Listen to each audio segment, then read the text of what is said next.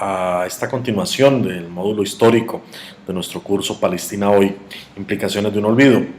Y ya adentrándonos en el siglo XXI, justamente este periodo con el cual terminamos el video anterior, donde hacíamos un balance de la década de los 90 y ya entrábamos de lleno al siglo XXI, a todos los años 2000. Para esto vale la pena recordar tal vez los elementos con los cuales concluimos el video anterior, y es mencionar que existía un contexto finalizando el año 99 y empezando el año 2000, un contexto desfavorable a las negociaciones, sobre todo por los problemas internos que estaba enfrentando el presidente Bill Clinton, y también una lógica electoral que no favorecía a Ehud Barak en Israel y que seguramente iba a castigar severamente cualquier acercamiento de paz con los palestinos. Con esto arrancamos, sin embargo, el año 2000, y para mitad del año, un poco antes que la segunda intifada empezara, se intentaron reactivar las negociaciones entre los palestinos y los israelíes en Camp David. Este momento se conoció como Camp David II y arranca el 11 de julio del año 2000. Esta negociación, este momento, proponía una metodología revolucionaria, un poco diferente a las metodologías de los momentos de negociación anteriores. Revolucionario en cuanto proponía una aproximación directa, real, inmediata, no para el final, sino directa a los temas más importantes, los temas más complejos del conflicto palestino-israelí, como es, por ejemplo, Jerusalén como capital, qué iba a ocurrir con el segmento judío que existía dentro de Jerusalén, iba a quedar bajo control de quién, cómo iban a ser las fronteras de un Estado palestino, cómo se iba a manejar el tema de los refugiados fundamentalmente. Derivado de esto, obviamente, el tema de los asentamientos. Y acá Ehud Barak hace una propuesta que ha sido objeto de debate, sobre todo en buena parte de la bibliografía que trata de conflicto palestino-israelí. A mi modo de ver, les adelanto, no es una oferta tan buena como normalmente quedó reseñada. Sin embargo, fue una propuesta, también hay que decirlo, un poco osada de parte de Ehud Barak. Barak proponía que el Estado palestino se construyera sobre Gaza, sobre una parte de Cisjordania y una parte del desierto del Negev, un poco para compensar los territorios de las colonias que iban a quedar ahora del lado de Israel, junto con las carreteras que conectaban las colonias y las zonas de seguridad de estas colonias. Entonces había una especie de compensación de la tierra que estas colonias ocupaban, que iba a ser entonces ahora cambiada por Israel por ciertas regiones del Negev.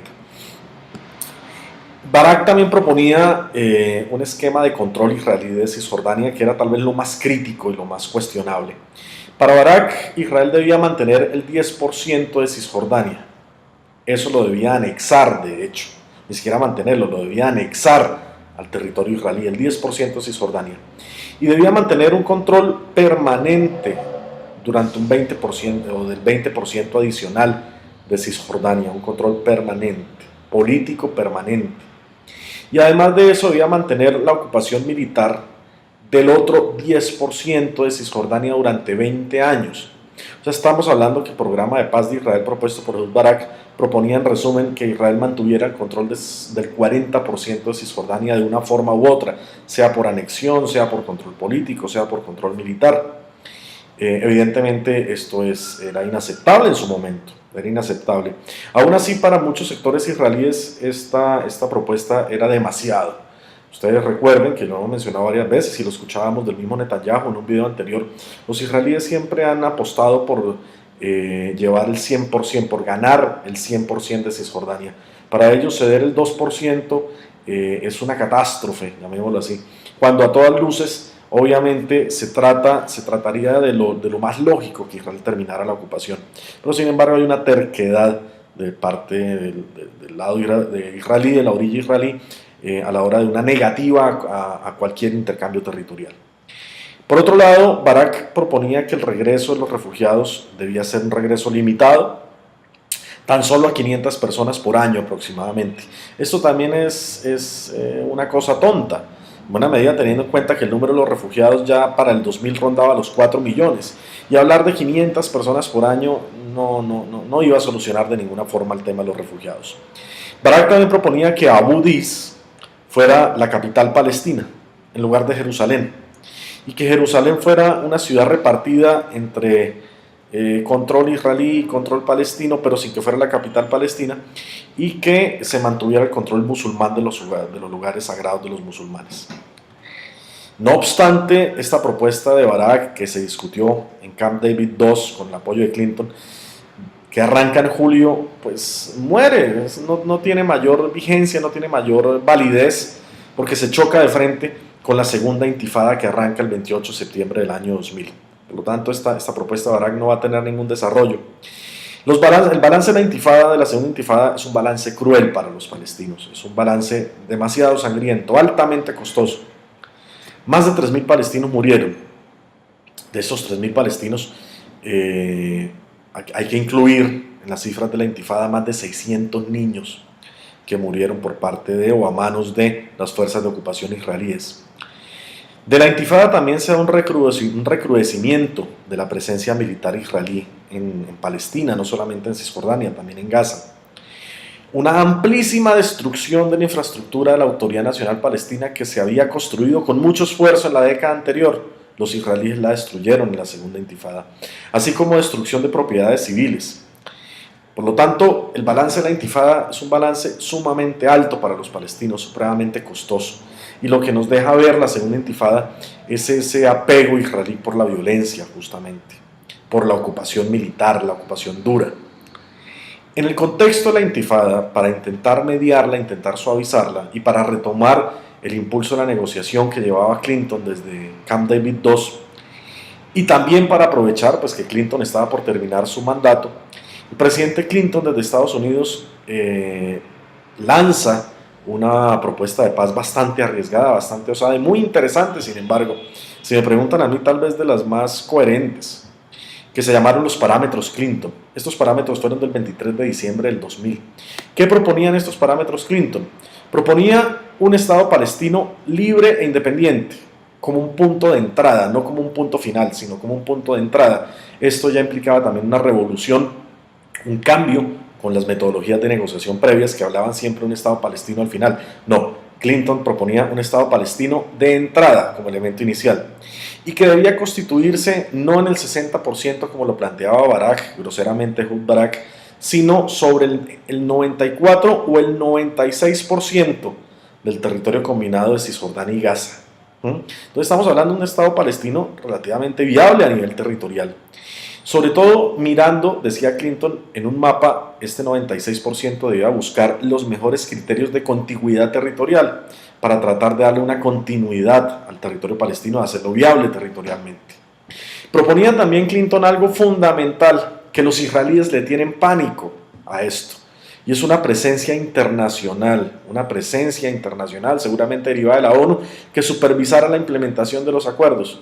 Los israelíes le tienen pavor a que la ONU envíe delegados, le tiene pánico a que la ONU envíe una fuerza multinacional de observadores de paz, porque evidentemente esto impediría que la ocupación israelí se profundizara. Israel siempre se opone a esta propuesta de llevar la comunidad internacional a Palestina. No obstante, Clinton lo proponía como un elemento central. También Clinton intentaba resolver buena parte de las demandas israelíes por seguridad. Entonces Clinton insistía que Israel debía mantener algunas bases militares en el Valle del Jordán.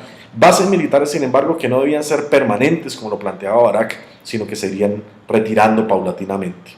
Sobre todo, hay que tener en cuenta que mantener bases militares israelíes en el Jordán es prácticamente inoficioso, teniendo en cuenta que Jordania, del otro lado, pues no representa ningún tipo de amenaza para Israel. También entre los parámetros Clinton se hablaba lo siguiente: un Estado palestino no militarizado, también un poco cediendo a los caprichos israelíes que ponen como exigencia que Palestina no pueda tener fuerzas militares de ningún tipo. Se hablaba más bien de una fuerza disuasiva al interior, un poco de la Guardia Nacional que existe en este momento, pero un poco más fuerte. Jerusalén debía ser repartida entre zonas árabes y zonas israelíes. zonas de control musulmán, zonas de control cristiano, zonas de control judío, y la explanada, y esto se iba a ver sobre todo en la explanada de las mezquitas. La explanada de las mezquitas iba a ser entonces un sitio de control musulmán, mientras que el Muro de los Lamentos iba a ser un sitio de control judío.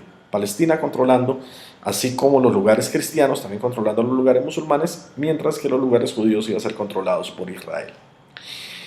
La zona debajo, en el subsuelo de las planas de las mezquitas, esa zona donde Israel está haciendo excavaciones y que pone en riesgo las mezquitas, Clinton la proponía como una zona de control internacional. Y también proponía una comisión internacional que trabajara el tema de los refugiados. Aquí Clinton proponía un punto medio, que hubiera reparaciones morales, que hubiera reparaciones materiales a los refugiados, como lo ordenan las decenas de resoluciones de Naciones Unidas, pero también que hubiera una reubicación de los refugiados, no necesariamente dentro de Israel, sino dentro del Estado palestino. Esta imagen habla por sí sola. Los parámetros Clinton fallan por tres cosas. Por un lado, por la insistente negativa israelí a buscar una solución inteligente. En segundo lugar, los parámetros Clinton fracasan porque el presidente Clinton entrega el poder.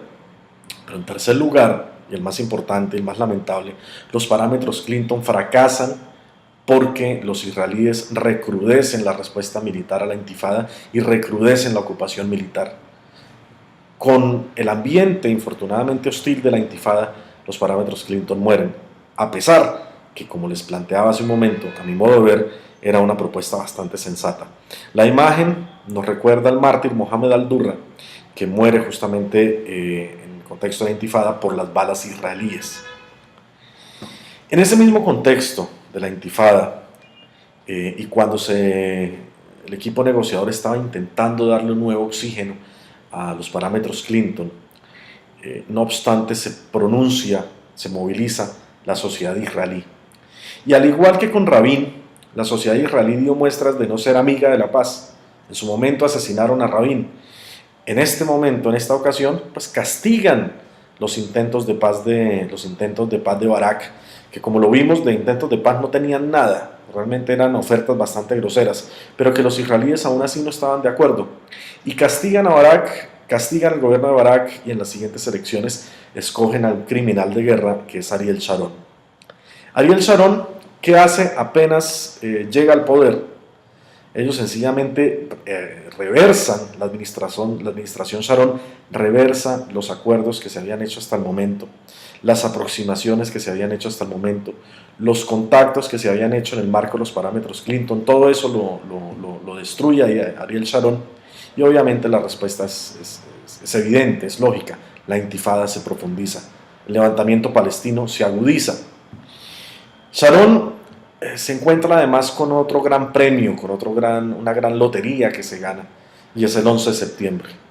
Con el 11 de septiembre Estados Unidos pone de moda el terrorismo y planea o define una agenda exterior, una agenda global basada en la confrontación al terrorismo. Con esto, Ariel Sharon tiene un argumento perfecto para ganar el apoyo de Estados Unidos y para justificar el baño de sangre que estaba haciendo en Palestina. Y era justamente esa sintonía que Sharon hace con Estados Unidos en el tema del terrorismo. Para Sharon no se trataba de una ocupación militar, para Sharon se trataba de una guerra contra el terrorismo. A todas luces, nosotros podemos decir que no se trata de una opción distinta a lavar la ocupación. Sharon con esto estaba intentando lavar la ocupación, evitar que se le acusara de criminal de guerra, evitar que se le acusara de potencia ocupante, y tratar de plantear el conflicto palestino-israelí como un conflicto interno y sencillamente como una lucha contra el terrorismo, donde Israel representaba los valores de Occidente. Todos sabemos que esto es una patraña, pero sin embargo a Sharon le dio un resultado bastante alto.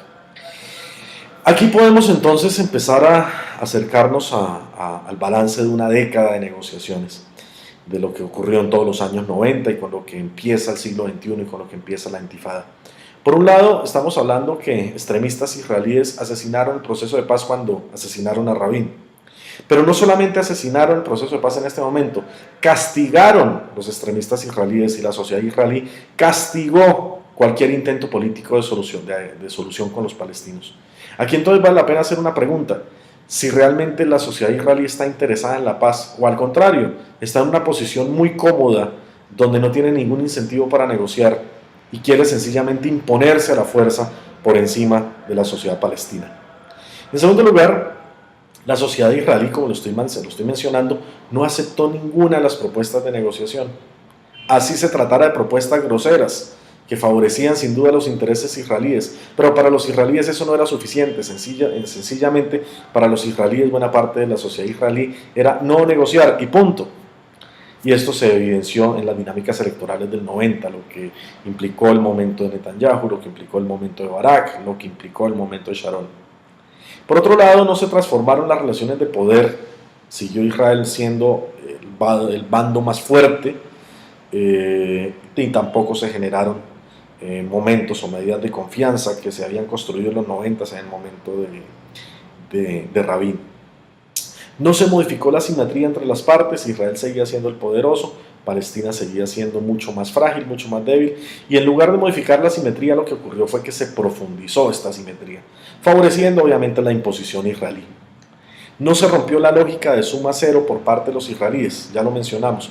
Para los israelíes cualquier momento, cualquier posibilidad o cualquier metodología de negociación con los palestinos iba a ser vista como una catástrofe. Por lo tanto, la sociedad israelí no quería la negociación, así de simple, no quería la negociación y lo veía era como una pérdida. También no se avanzó en ninguno de los temas centrales, no se avanzó en el tema refugiados, no se avanzó en el tema Jerusalén, no se avanzó en el tema de colonias. Antes, al contrario, Israel aprovechó esta década para profundizar su ocupación. Este elemento es crítico. Se fracturó el territorio palestino y se fracturó con la idea de crear en Cisjordania zona A, zona B y zona C. Para muchos analistas, para muchos autores, este hecho, antes de solucionar algo, esta idea de las zonas A, B y C, en lugar de solucionar algo, lo que hizo fue que facilitó la ocupación israelí al entregarle la zona C para que Israel pudiera justamente destinarla a la creación de colonias. Ha pasado casi 27 años desde que se empezaron las negociaciones y pues infortunadamente hay que decirlo, Israel aprovechó esta dinámica de la zona C para profundizar la ocupación. Israel también empleó la lógica de hechos consumados. Sencillamente, ante la pasividad de la comunidad internacional y ante cualquier intento fracasado de negociación, Israel no detuvo su colonización, antes al contrario la llevó a un punto extremo. Con esto empezamos una nueva década en el conflicto palestino-israelí.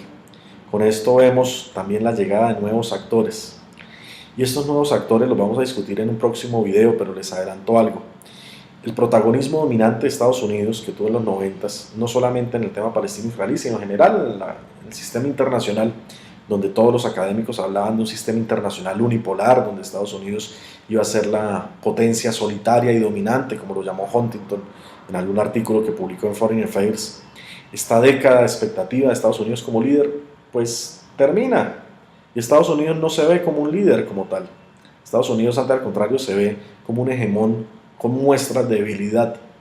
Y estas muestras de debilidad lo que favorecen son segundos hegemones, competidores para este líder. Y entonces vemos la importancia que empieza a tener China, por ejemplo, y la importancia que empieza a tener Rusia, y la importancia que empieza a tener la comunidad europea, y sobre todo la importancia que empieza a tener la sociedad civil.